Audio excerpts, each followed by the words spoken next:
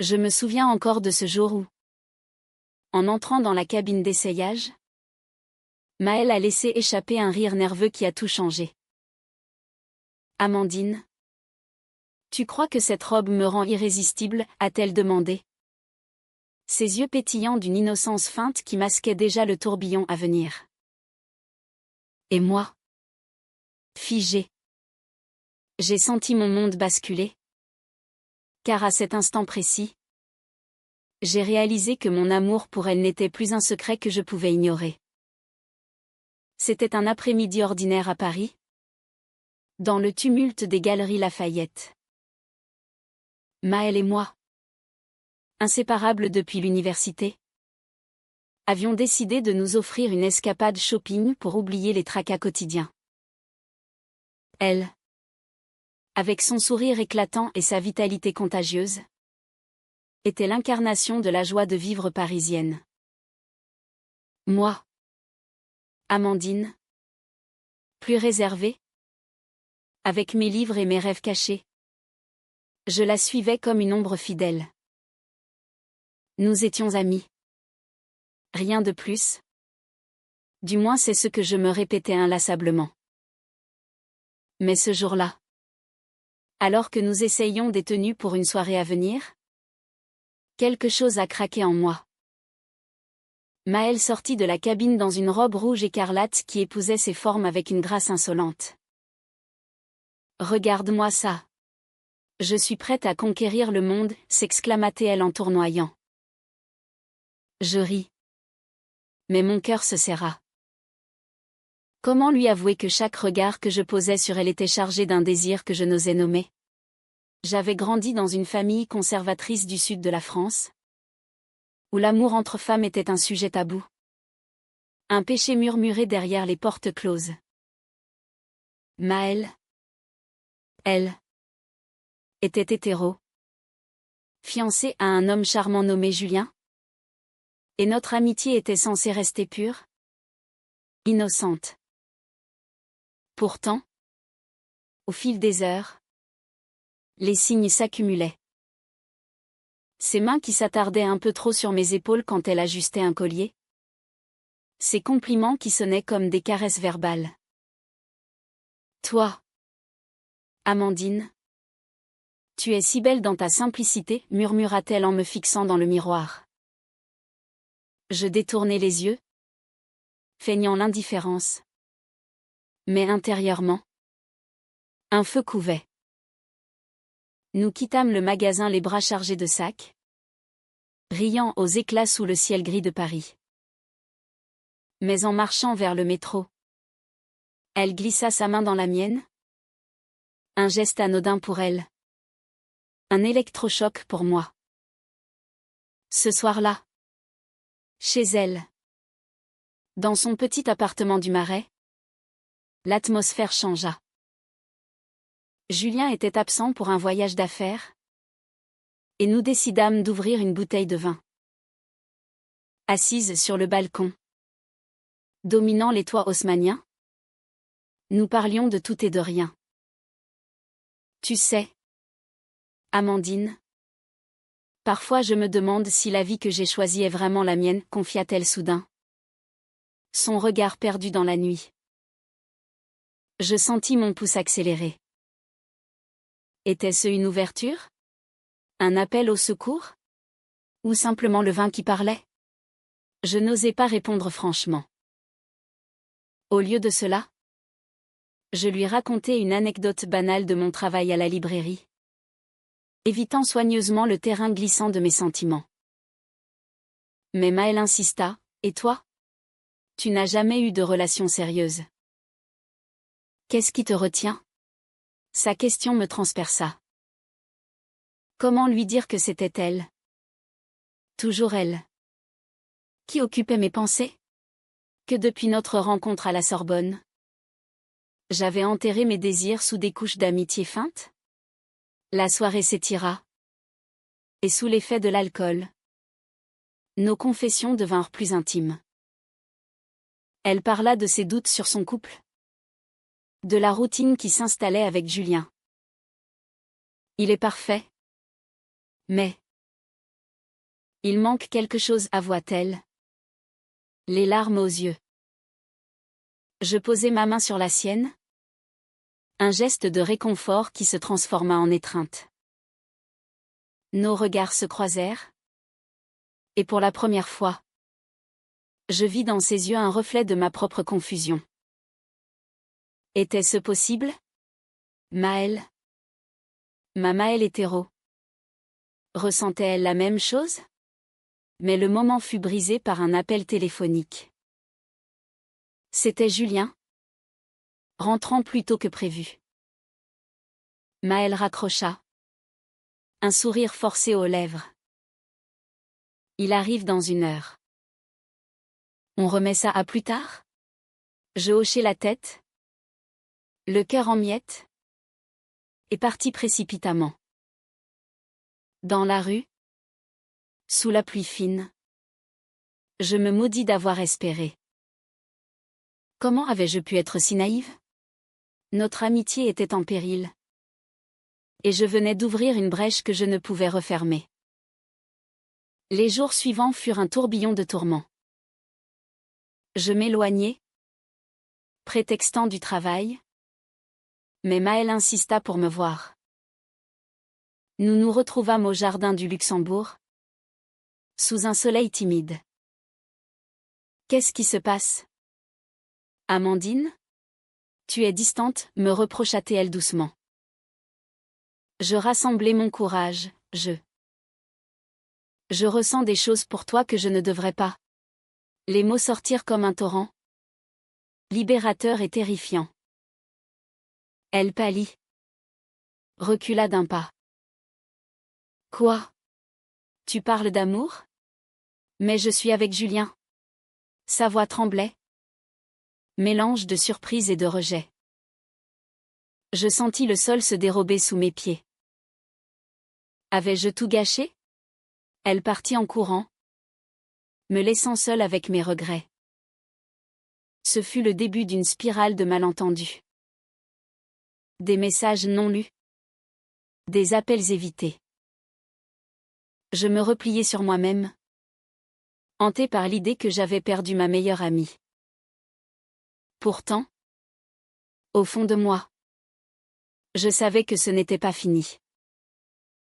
Maëlle avait un secret. Un passé qu'elle cachait soigneusement. Lors d'une soirée universitaire, elle avait eu une brève liaison avec une femme. Un épisode qu'elle avait enterré par peur du jugement. Et si elle luttait contre les mêmes démons que moi? Cette révélation, glanée par hasard d'une amie commune, me donna espoir et terreur à la fois. Je décidai de la confronter. Dans un café du quartier latin, je l'attendis. Le cœur battant. Quand elle arriva, ses yeux rougis trahissaient des nuits blanches. Amandine. Je ne sais plus où j'en suis, murmura-t-elle. Nous parlâmes des heures, dénouant les fils de nos émotions. Elle avoua ses doutes sur son orientation. Sa peur de blesser Julien. De décevoir sa famille catholique pratiquante. Ce fut le premier pas vers une vérité douloureuse. Mais Julien, sentant le vent tourner, devint possessif, jaloux de notre amitié. Il m'accusa d'influencer Maëlle, semant le doute dans son esprit. Elle est hétéro. Amandine. Laisse-la tranquille, me lança-t-il un jour au téléphone. Je raccrochai, furieuse et blessée. Était-ce de la jalousie ou de la manipulation?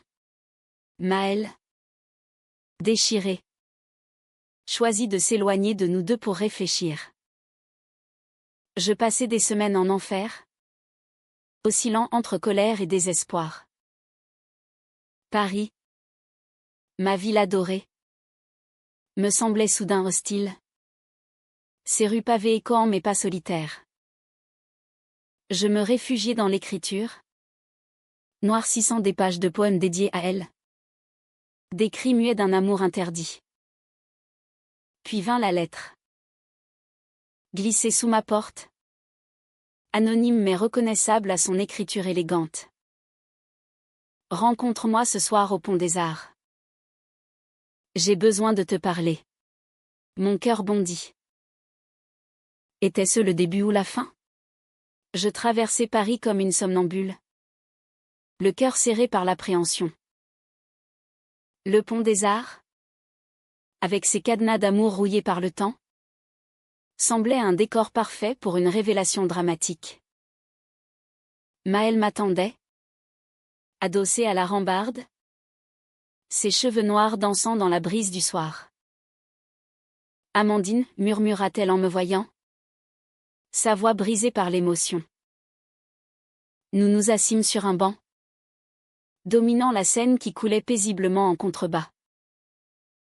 J'ai réfléchi, commença-t-elle, évitant mon regard. Julien et moi. C'est fini. Il a compris que mes sentiments pour toi étaient plus forts que je ne l'admettais. Je retins mon souffle. Un mélange d'euphorie et de terreur m'envahissant. Était-ce possible? Après tant de tourments? Allions-nous enfin nous avouer la vérité? Mais rien n'était simple avec Maëlle. Elle me raconta son passé, une enfance en Provence, élevée dans une famille où les traditions pesaient lourd. Son père, un vigneron fier, n'accepterait jamais une fille aimant les femmes. J'ai eu une histoire avec une fille à l'université. Avant Julien. Ça m'a terrifiée. Alors j'ai tout enterré. Ses larmes coulaient librement maintenant.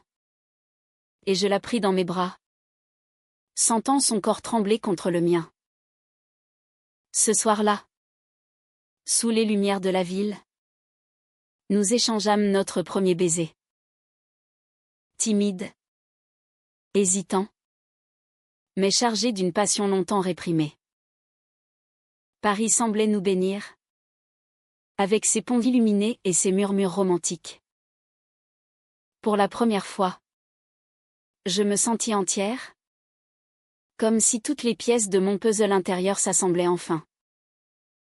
Pourtant, le bonheur fut éphémère. Julien, refusant la rupture, commença à harceler Maëlle.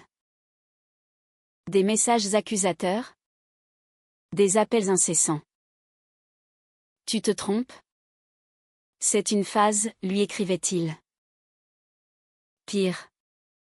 Il contacta sa famille, révélant notre relation naissante. Le scandale éclata comme une bombe. Le père de Maëlle, furieux, débarqua à Paris, exigeant qu'elle rentre au foyer familial. Tu vas détruire notre nom, hurla-t-il lors d'une confrontation explosive dans l'appartement de Maëlle. J'étais là, caché dans la chambre, écoutant chaque mot comme un coup de poignard. Maëlle, déchirée, tenta de se défendre. Papa, c'est qui je suis. Amandine m'aime vraiment. Mais il balaya ses arguments d'un geste méprisant. C'est contre nature. Pense à ta mère. À tes frères. Elle céda partiellement, promettant de réfléchir. Moi. Je sortis de ma cachette, affrontant son regard haineux. Monsieur. Votre fille mérite d'être heureuse, osai-je dire. La voix tremblante. Il me toisa, vous. Vous n'êtes qu'une tentatrice. Laissez-la tranquille. Maëlle me supplia du regard de partir. Et je obéis. Le cœur en lambeaux. Les semaines suivantes furent un calvaire. Maëlle, sous pression familiale, s'éloigna à nouveau. Je me sentis trahi. Abandonnée. Comment pouvait-elle choisir la tradition sur notre amour? Je errais dans les rues de Montmartre, hanté par des souvenirs doux amers. Un soir, ivre de chagrin, j'appelai une ancienne amie, Sophie, qui avait toujours soupçonné mes sentiments. Elle te manipule, Amandine. Réveille-toi, me dit-elle, semant le doute. Puis vint la révélation qui ébranla tout. En fouillant dans de vieux messages une impulsion regrettable, je découvris que Maëlle avait maintenu le contact avec Julien, même après notre baiser. Des textos ambigus, je t'aime encore. Mais je suis confuse. La trahison me frappa comme un ouragan. Était-ce un jeu pour elle? Une expérience passagère? Je la confrontai dans un parc, sous un ciel orageux. Comment as-tu pu, criai-je, les larmes aux yeux. Elle pleura, c'était pour le calmer. Pour gagner du temps. Je t'aime, Amandine. Mais j'ai peur. Ces explications sonnaient faux à mes oreilles blessées. Nous nous disputâmes violemment. Des mots durs fusant comme des flèches. Tu n'es qu'une lâche, lui lançai-je, regrettant aussitôt. Elle partit en sanglots, me laissant seule avec ma rage. Ce fut le point de non-retour. Je décidai de couper les ponts, bloquant son numéro, évitant nos lieux communs. Paris devint un labyrinthe de souvenirs douloureux. Je me plongeai dans mon travail, organisant des lectures poétiques à la librairie, tentant d'oublier. Mais le destin en décida autrement. Un mois plus tard, une lettre arriva. Pas de Maëlle, mais de sa mère. Ma fille est brisée. Venez la voir. Je vous en prie. Intriguée et inquiète, je me rendis en Provence, dans leur domaine viticole. L'accueil fut froid. Mais la mère, une femme aux yeux fatigués, me confia, elle vous aime. Mais notre famille. C'est compliqué. Maëlle était là. Amaigrie. Le regard hanté. Amandine. Pardonne-moi, murmura-t-elle. Nous passâmes la nuit à parler, dénouant les nœuds de nos peurs. Elle avoua avoir rompu définitivement avec Julien, défiant son père. Pour toi, je suis prête à tout perdre. Ce fut une renaissance. Sous les vignes baignées de lune, nous nous réconciliâmes. Nos étreintes chargées d'une tendresse nouvelle. Mais le père, intransigeant, la déshérita. Choisis, la famille ou cette folie. Maëlle choisit l'amour. Et nous rentrâmes à Paris, plus unis que jamais. Pourtant, les ombres persistaient. La société parisienne, si libérale en apparence, cachait des jugements acerbes. Des amis communs s'éloignèrent, murmurant derrière notre dos. C'est contre nature, disaient certains. Nous affrontâmes ces tempêtes ensemble, notre lien se renforçant dans l'adversité. Un soir, lors d'une manifestation pour les droits LGBT à la Bastille, Maëlle prit le micro. J'ai caché qui j'étais par peur. Mais l'amour n'a pas de genre. Ces mots, vibrants, touchèrent la foule. Je la regardai, fière, le cœur gonflé d'émotion. La vie à deux n'était pas un conte de fées. Paris, avec son rythme effréné, mettait notre relation à l'épreuve. Maëlle, habituée à une vie hétéronormative, luttait contre ses doutes intérieurs. Et si c'était une erreur, me demanda-t-elle un soir? blotti contre moi dans notre petit appartement de Belleville. Je la rassurais. Mais au fond, je tremblais. Avais-je forcé les choses? Un conflit majeur surgit quand son père, rongé par le remords, tenta une réconciliation. Il l'invita au domaine pour Noël, à condition qu'elle vienne seule. Pas avec elle, précisa-t-il. Maël hésita, déchiré entre l'amour filial et notre couple. C'est ma famille, Amandine. Je ne peux pas les abandonner. Je sentis la jalousie m'envahir. Et moi? Suis-je si honteuse? La dispute éclata, violente et dévastatrice. Tu choisis encore eux, hurlai-je. Elle riposta, tu ne comprends pas la pression. Grandir dans une famille comme la mienne. Nous nous séparâmes en larmes. Elle partant pour la Provence. Moi restant à Paris. Seul avec mes démons. Pendant son absence, je reçus un appel anonyme. Une voix masculine, menaçante, laisse Maël tranquille. Ou tu le regretteras. Était-ce Julien? Ou un membre de sa famille? La peur s'insinua en moi. Je contactai la police. Mais sans preuve, rien ne fut fait. Paris, ma ville refuge, devint un piège. Maël revint changé. Plus déterminé. J'ai dit à mon père que sans toi, il me perdrait pour de bon. Nous nous réconciliâmes. Mais la menace planait. Julien, obsédé, nous suivit un soir dans les rues sombres du Marais. Maël, reviens-moi, cria-t-il, l'attrapant par le bras. Je m'interposai, le repoussant. Laisse-nous, hurlai-je. La police intervint. Et Julien fut arrêté pour harcèlement. Ce fut un soulagement. Mais aussi une épreuve. Maël, traumatisée, se referma sur elle-même. Tout ça à cause de moi, murmura-t-elle. Je la tins serrée, lui rappelant notre force. Pour ajouter à la complexité, je découvris un secret enfoui dans mon propre passé.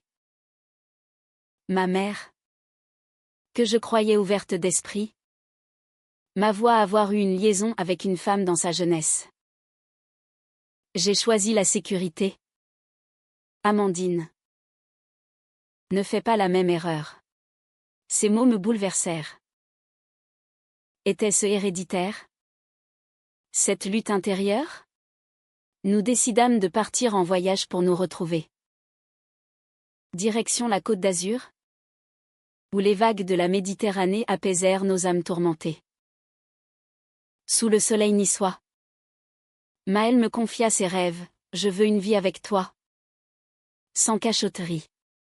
Nous nous promenâmes main dans la main, défiant les regards curieux. Mais un accident banal transforma tout.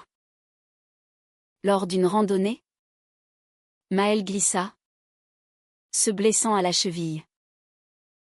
À l'hôpital, les médecins découvrirent une ancienne fracture mal soignée, souvenir d'une dispute avec Julien. Il m'a poussé une fois, avoua-t-elle enfin. La révélation me glaça. Elle avait subi de la violence, et je n'avais rien vu.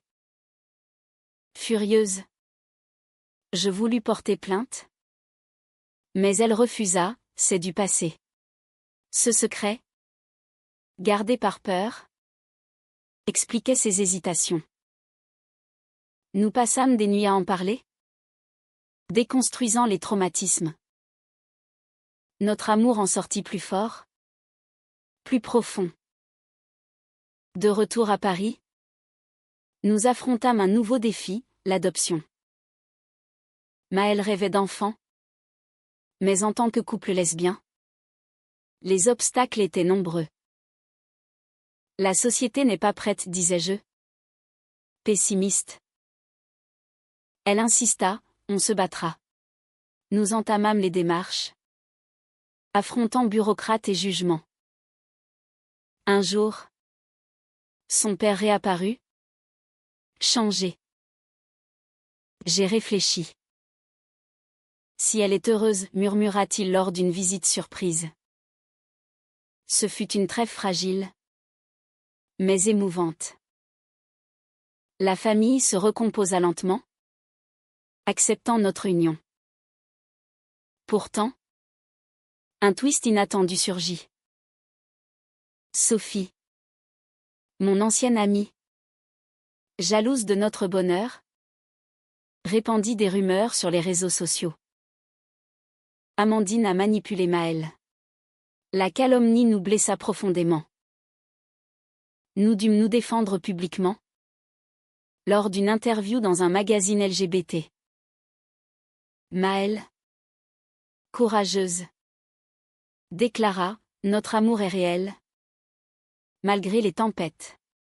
La foule nous soutint, transformant la trahison en triomphe. Paris, ville des Lumières, illumina notre chemin. Les mois suivants furent une danse entre joie et épreuve. Notre relation, exposée au grand jour, attira l'attention. Des invitations à des événements LGBT. Des messages de soutien. Mais aussi des haineux anonymes. Dégénérés, lisait-on dans les commentaires. Maëlle, plus fragile, vacilla. Et si on arrêtait tout, proposa-t-elle un soir. Épuisée. Je refusai, la serrant contre moi. On a trop lutté pour abandonner. Nous consultâmes une thérapeute. Une femme sage qui nous aida à naviguer nos peurs. L'amour vrai résiste aux orages, nous dit-elle. Ces mots devinrent notre mantra. Un conflit familial ressurgit quand la mère de Maëlle tomba malade. Viens m'aider au domaine, supplia-t-elle. Maëlle partit, me laissant à Paris. Seule. Je doutais, était-ce une excuse pour s'éloigner? Les appels se raréfièrent. Et l'angoisse grandit. Puis, un message, rejoins-moi. J'accourus en Provence, trouvant Maëlle au chevet de sa mère. Elle accepte notre couple, murmura-t-elle, les yeux brillants. La mère, affaiblie, me serra la main, prenait soin d'elle. Ce fut un moment de grâce, effaçant les rancœurs passées. De retour, nous décidâmes de nous marier. Une cérémonie intime à la mairie de Paris, entourée d'amis fidèles. Je te promets l'éternité, murmura Maëlle en glissant l'anneau à mon doigt. Les applaudissements résonnèrent. Mais au fond, je sentais une ombre, Julien? Libéré. Rôdait-il encore? La réponse vint brutalement. Lors de notre lune de miel en Bretagne, il nous contacta, félicitations. Mais sachez que je sais tout. Une enveloppe anonyme arriva, contenant des photos intimes de Maëlle et moi. Volées. La panique nous envahit. Était-ce du chantage? Nous rentrâmes précipitamment, alertant la police.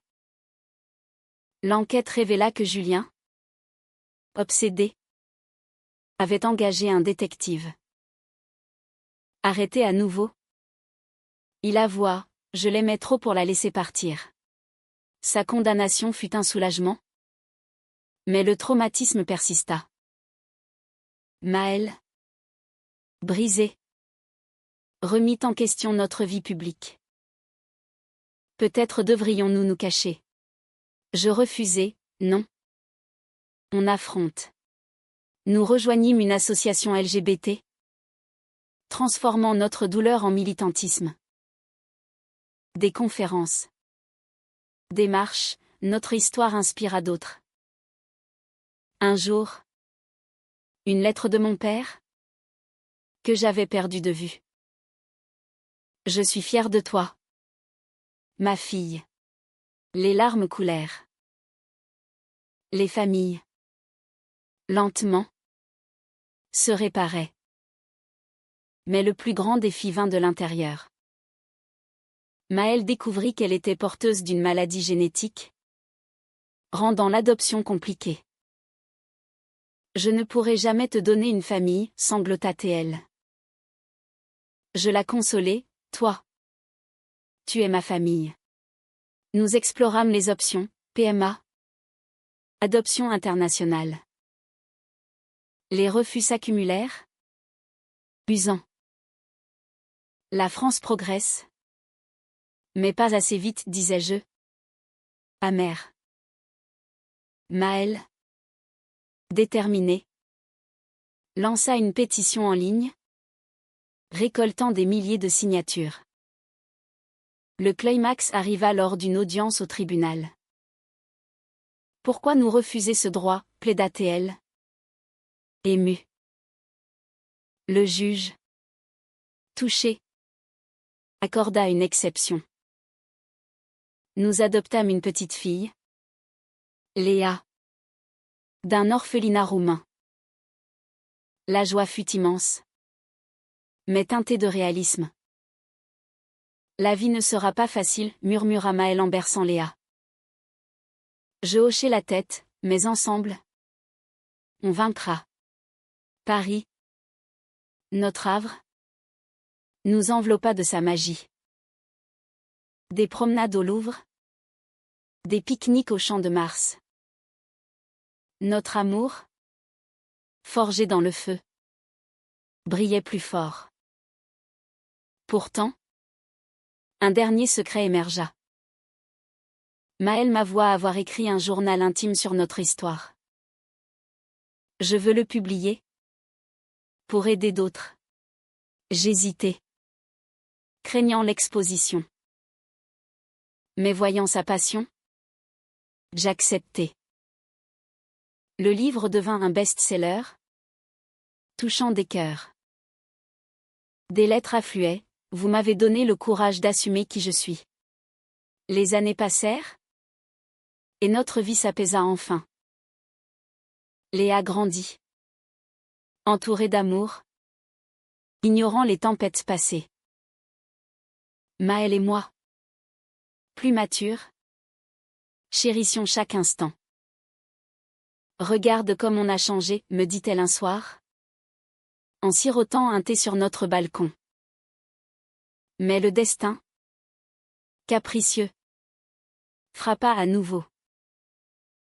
Le père de Maëlle mourut subitement, laissant un héritage empoisonné, le domaine viticole, avec des dettes. Maëlle, héritière malgré tout, dut y retourner. Viens avec moi, insista-t-elle. J'hésitais, quitter Paris. Ma vie. Le voyage en Provence fut un retour aux sources. Le domaine, avec ses vignes ondulantes, évoquait des souvenirs aigres-doux. La mère de Maëlle, veuve, nous accueillit chaleureusement. Vous êtes la famille maintenant. Ensemble, nous redressâmes l'exploitation, transformant le vin en symbole de résilience. Pourtant, des villageois conservateurs murmurèrent. 2 femmes gérant ça? Scandale. Nous affrontâmes les ragots, organisant des dégustations inclusives, invitant la communauté LGBT locale. Lentement, les cœurs s'ouvrirent. Un soir, sous les étoiles provençales, Maëlle me surprit. Épouse-moi à nouveau. Ici. Une cérémonie rustique, entourée de vignes, C'est là notre engagement éternel. Léa, du haut de ses 5 ans, jeta des pétales, riant aux éclats. La vie rurale nous transforma. Maëlle, autrefois citadine effervescente, trouva paix dans la terre. Moi, l'introvertie parisienne, m'ouvrit aux autres. Notre amour, mature, s'enrichit de simplicité. Mais un ultime conflit surgit. Julien, sorti de prison, réapparut, réclamant une part du passé. J'ai changé, affirma-t-il, suppliant Maëlle. Elle le repoussa fermement, mon cœur est à Amandine. Il partit. Vaincu, nous laissant en paix. Avec le temps, notre histoire inspira un film, tourné dans notre domaine. Des actrices incarnèrent nos rôles, capturant l'essence de nos luttes. Lors de la première à Cannes, nous foulâmes le tapis rouge, main dans la main, symbole de triomphe. Léa, adolescente, nous interrogea sur notre passé.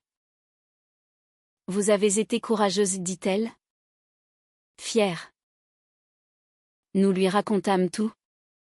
Sans phare. Enseignant la tolérance. Aujourd'hui, assise sur la terrasse, dominant les collines, Maëlle et moi contemplons notre vie. Tout a commencé par un shopping innocent, murmure-t-elle en riant. Je l'embrasse doucement, et regarde où ça nous a menés. Notre amour, forgé dans les feux de la passion et de la douleur, est un témoignage humain. Malgré les trahisons, les secrets, les décisions déchirantes, nous avons choisi la vérité. Paris nous manque parfois.